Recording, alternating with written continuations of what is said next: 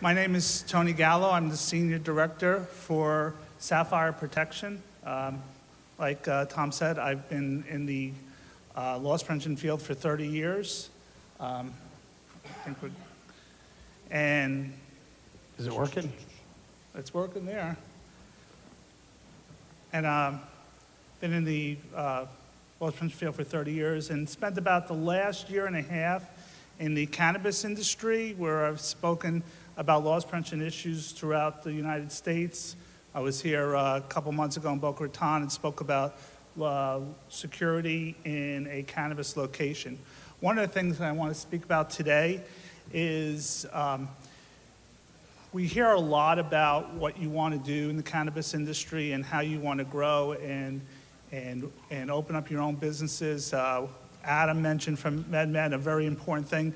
You know, before you look for a guard agency or for a safe or for a camera, before you look to buy some equipment to store your cannabis or to produce cannabis, you have to get the actual license.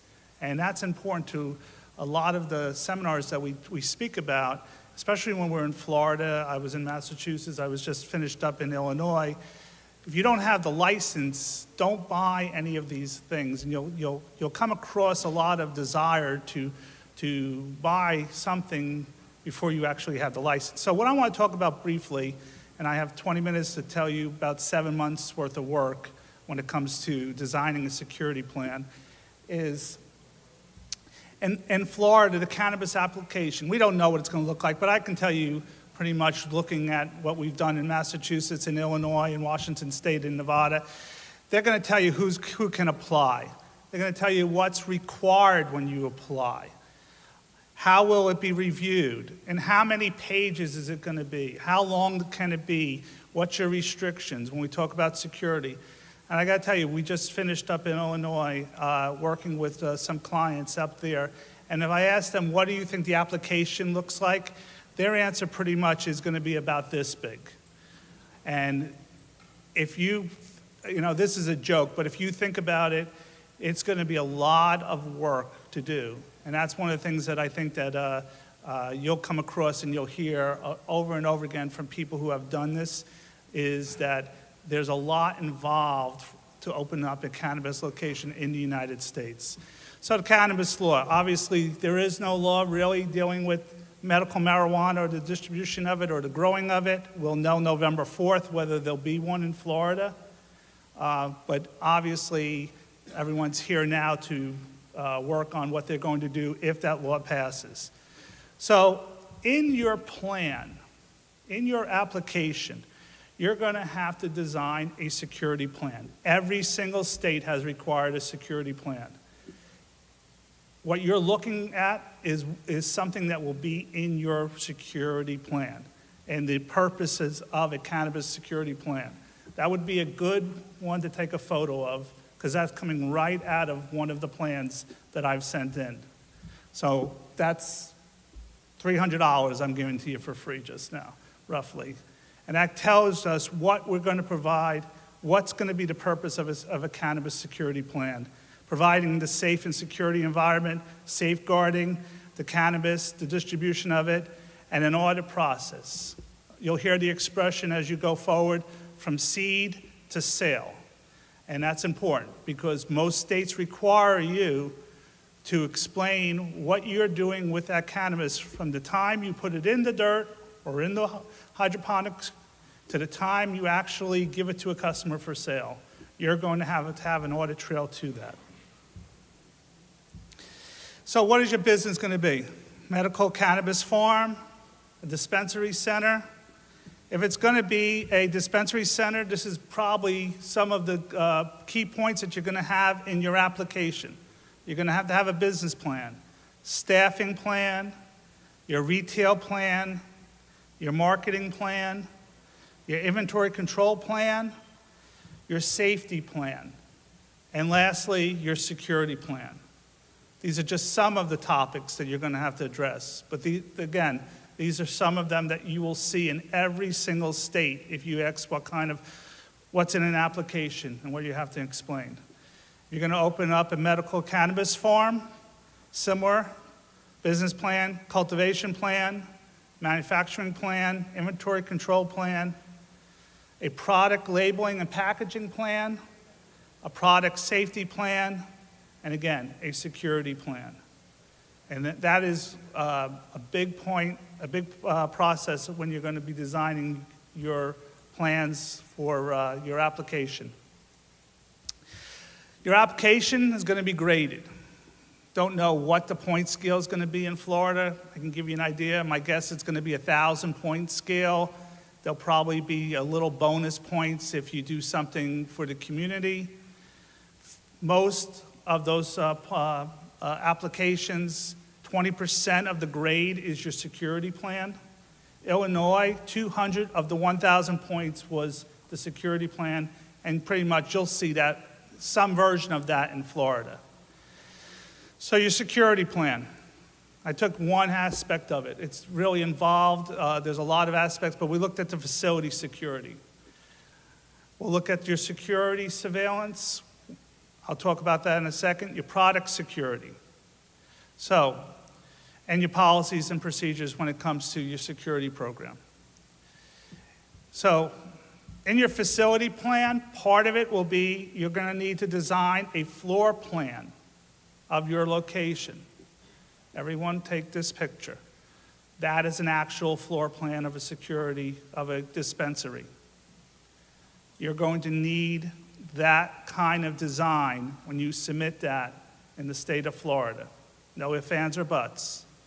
You're going to need to submit a thorough security plan, identifying your cameras, your safes, your entrances, your exits, what kind of mag lock you're going to use, what kind of cases you're going to use, what kind of entrance people are going to be allowed in, how are they going to be allowed out, how are you going to process the people who can come in, how are you going to process the people that cannot.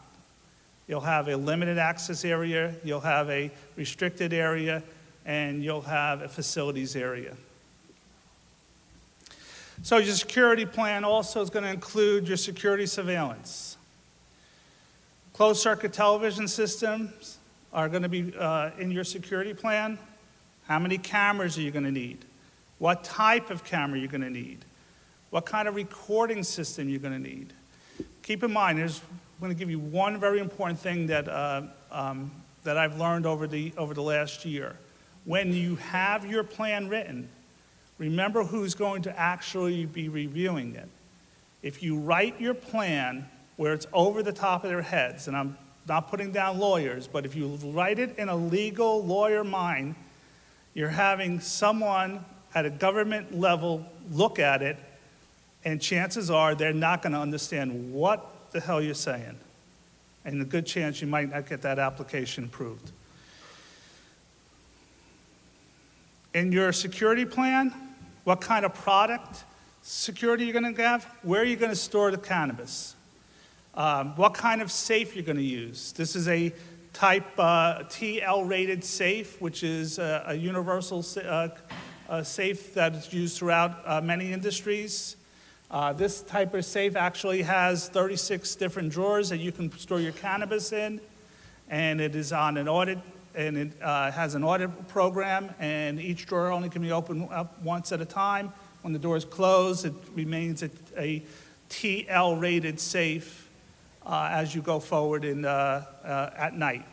Cannabis storage, how are you going to store your cannabis in the daytime? If it comes in packages, chances are probably in Florida it will come in packages. You'll store it in the best way to explain it, a jewelry type of case or some sort of display case or on the rack, and how you're going to secure that during the business hours and during the daytime. Your policies and procedures. How are you going to sell the cannabis? How are you going to dispose of the cannabis? Think about that. You're going to have product that you're going to need to dispose of because it's a plant.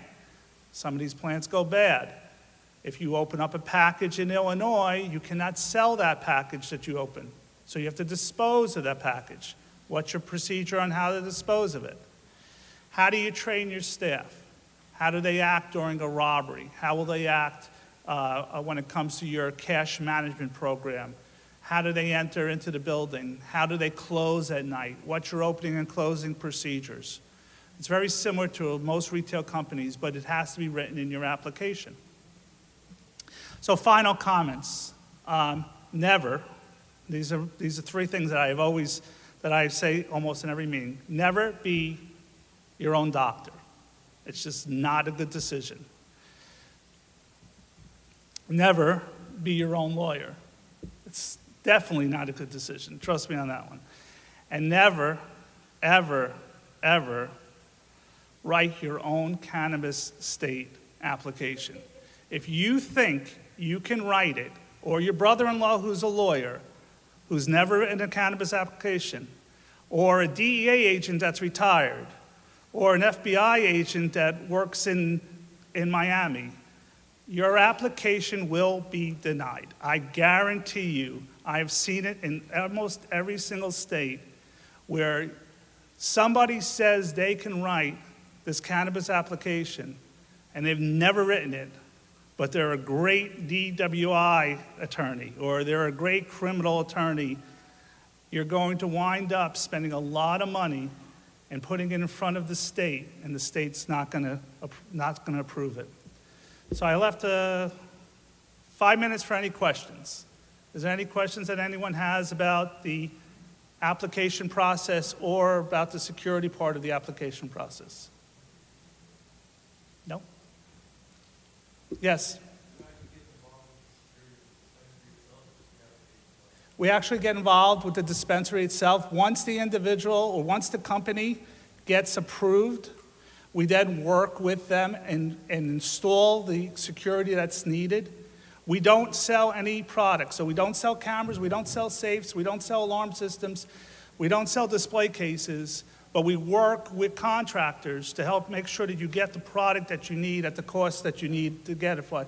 I've seen cameras that sell for $150. When we arrived at that location, they were being sold for $750. But we do get involved after you get the license.